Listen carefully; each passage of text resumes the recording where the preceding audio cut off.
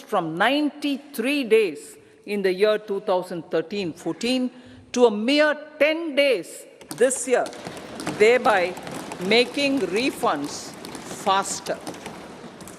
Indirect taxation.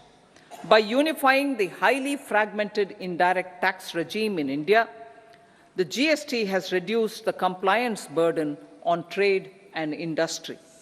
The industry has acknowledged the benefits of GST.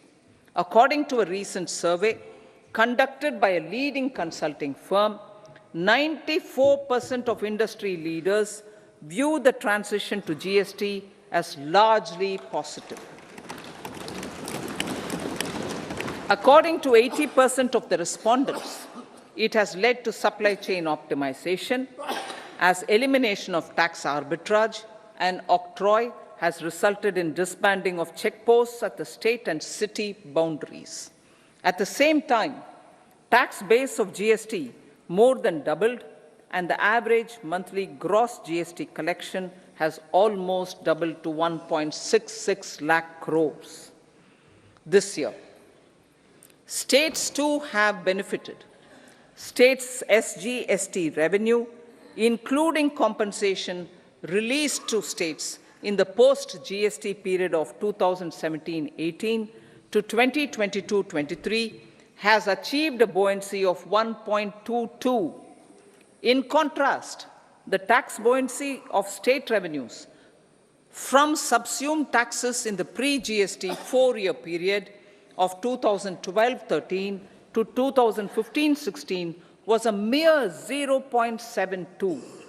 The biggest beneficiaries are consumers, as reduction in logistic cost and taxes have brought down prices of most goods and services. We have taken a number of steps in customs to facilitate international trade. As a result, the import release time declined by 47% to 71 hours at inland container depots, by 28% to 44 hours at air cargo complexes, and by 27% to 85 hours at seaports over the last 4 years since 2019, when the national time release studies were first acted. Tax proposals.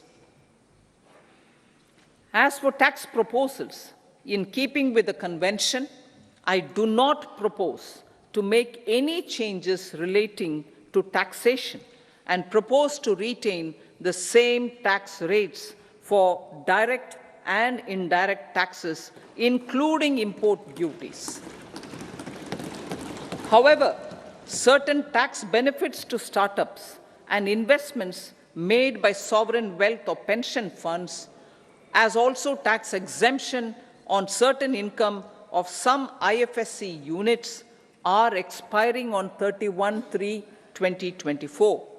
To provide continuity in taxation, I propose to extend the date to 31/3/2025. Moreover, in line with our government's vision to improve ease of living and ease of doing business, I wish to make an announcement to improve taxpayers' services. There are a large number of petty, non-verified, non-reconciled, or disputed direct tax demands, many of them dating as far back as 1962, which continue to remain on the books, causing anxiety to honest taxpayers and hindering refunds of subsequent years. Honorable Speaker, sir, I propose to withdraw such outstanding direct tax demands up to 25,000 rupees pertaining to the period up to financial year 2009-10 and up to 10,000 rupees for financial years 2010-11 to 2014-15. This is expected to benefit about 1 crore taxpayers. 1 crore taxpayers would benefit out of this. Economy then and now. In 2014, when our government assumed the reins, the responsibility to mend the economy step by step and to put the governance systems in order was enormous. The need of the hour was to give hope to the people, to attract investments, and to build support for the much-needed reforms. The government did that successfully, following a strong belief of nation first. The crisis of those years has been overcome, and the economy has been put firmly on a high, sustainable growth path with all-round development. It is now appropriate to look at where we were then. I repeat, it is now appropriate to look at where we were then till 2014 and where we are now, only for the purpose of drawing lessons from the mismanagement of those years. The government will lay a white paper on table of the House.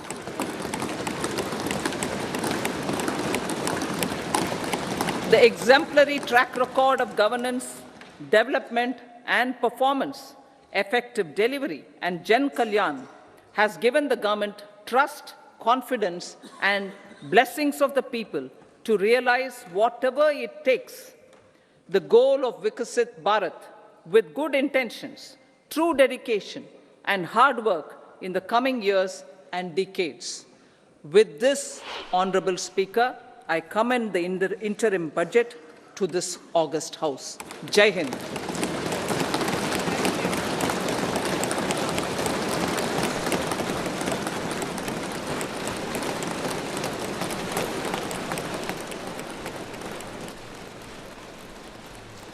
Item number 2, Srimati Nirmala Sitaraman ji.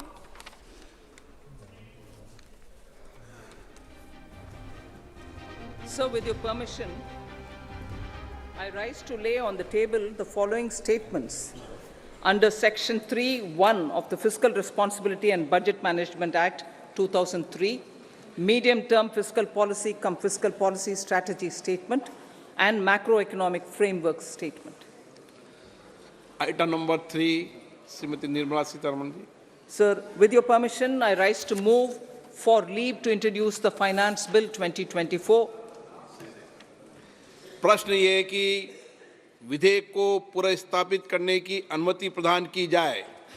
जो सदस्य इसके पक्ष में हाँ कहें, जो सदस्य विरोध में ना कहें, मेरे विचार में निर्णय हाँ वालों के पक्ष हुआ, हाँ वालों के पक्ष हुआ।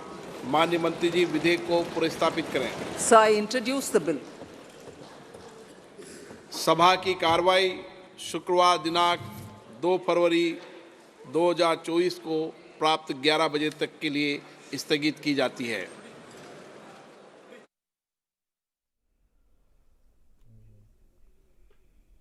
केंद्रीय अर्थमंत्री निर्मला सीतारामन यांनी अंतरिम अर्थसंकल्प लोकसभेमध्ये सादर केला। आयकरच्या स्लॅबमध्ये कोणत्याही प्रकारचा बदल करण्यात आलेला नाही असं निर्मला सीतारामन यांनी स्पष्ट केलेलं आहे। कर प्रणालीमध्ये कोणत्याही प्रकारचा बदल केलेला नाही हे स्पष्ट करत करदात्यांची संख्या मात्र जवळपास 2.5% वाढल्याचं केंद्रीय अर्थमंत्री निर्मला सीतारामन यांनी स्पष्ट केलंय। यंदा टॅक्स स्लॅबमध्ये कोणताही बदल करण्यात आलेला नाही। इन्कम टॅक्स स्लॅब गेल्या वर्षीप्रमाणेच असल्याचं निर्मला सीतारामन यांनी सांगितलेलं आहे। विकसित भारताचा संपूर्ण अर्थसंकल्प हा जुलैमध्ये सादर केला जाईल असं सांगतानाच या अर्थसंकल्पामध्ये अनेक महत्त्वाचे जे मुद्दे आहेत ते अंतर्भूत करण्यात आलेले आहेत।